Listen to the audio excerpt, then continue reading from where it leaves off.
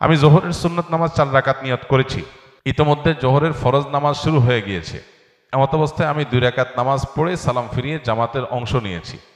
নিয়ত করেছি 4 রাকাতের, কিন্তু নামাজ পড়লাম 2 রাকাত। এতে আমার নামাজ হয়েছে কিনা? উত্তর হলো হ্যাঁ হয়েছে, কোনো অসুবিধা নেই, বরং এটাই উচিত। ইদা উকিমাতুস সালাহ ফালা সালাতা ইল্লাল মাকতুবা, নবীজি সাল্লাল্লাহু আলাইহি ওয়াসাল্লাম বলেছেন, ফরজ নামাজের একামত যখন শুরু হবে তখন আর ফরজ আর কোনো নামাজ চলবে না। চলবে না মানে তখন আর কোনো নামাজ স্টার্ট করা উচিত না। এখন কেউ 4 রাকাত সুন্নতের নিয়ত করছে, 2 রাকাতের বৈঠকে একামত শুরু হয়ে গেছে, তখন সে সালাম ফিরে নামাজ শেষ করবে। নিয়ত করছে 4 রাকাত, পড়ছে কয় রাকাত? 2 রাকাত। প্রতি 2 রাকাত ফরজ নামাজের বাইরে সব নামাজগুলোতে প্রতি 2 রাকাতের পর একটা কি আসে? স্টেশন আছে, চাইলে সেখানে ক্লোজ করা যাবে। এর কারণে কোনো গুনাহ হবে না, সেজদা সাহু দিতে হবে না। তবে 4 রাকাত সুন্নত আর আদায় হলো না, এটা আপনি ফরজের পরে 2 রাকাত সুন্নতের পরে সুযোগ থাকলে ওই 4 রাকাত সুন্নত আলাদা করে আপনার আদায় করা উচিত, সেটা ভিন্ন বিষয়, কিন্তু আপনার নামাজ হয়ে যাবে, 2 রাকাতের সওয়াব আপনি পাবেন, যেটা হয়ে গেল। আমার বিয়ের পূর্বে আমি আমার বাবা মাকে স্পষ্টভাবে নিষেধ করেছি তারা যেন কোনো প্রকার যৌতুক গ্রহণ না করে।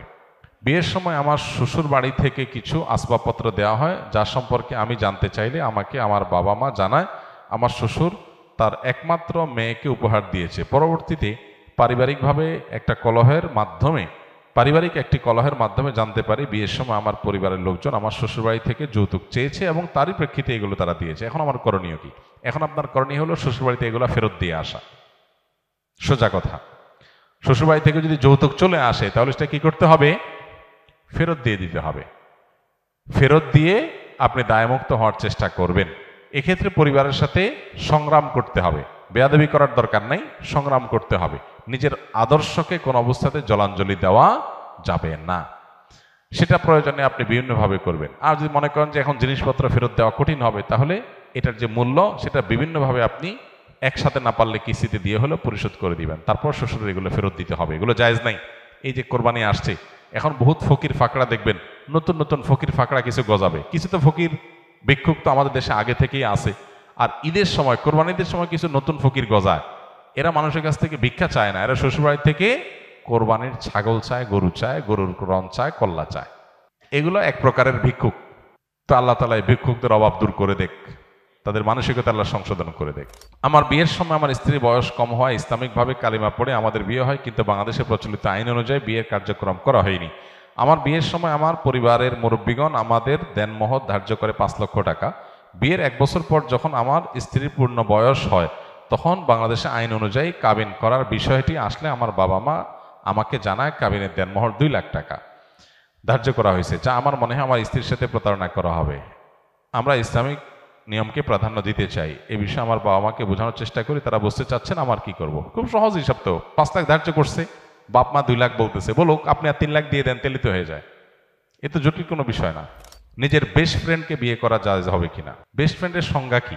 কোন ফ্রেন্ড, ছেলে এবং মেয়ে যাদের মধ্যে বন্ধুত্বের সম্পর্ক আছে, নাম দিয়েছেন বেস্ট ফ্রেন্ড, গুড ফ্রেন্ড বা ভালো বন্ধু।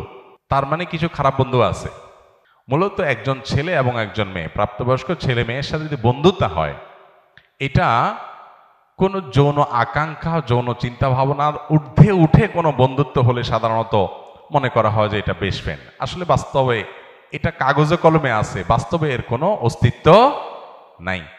যদি বলেন যে বাস্তবে এরকম আছে, তাহলে বুঝতে হবে তাদের দুজনের একজন অথবা উভয় অসুস্থ, তাদের শারীরিক ট্রিটমেন্ট করতে হবে, কারণ আল্লাহ তাআলা সৃষ্টি করেছেন এভাবে।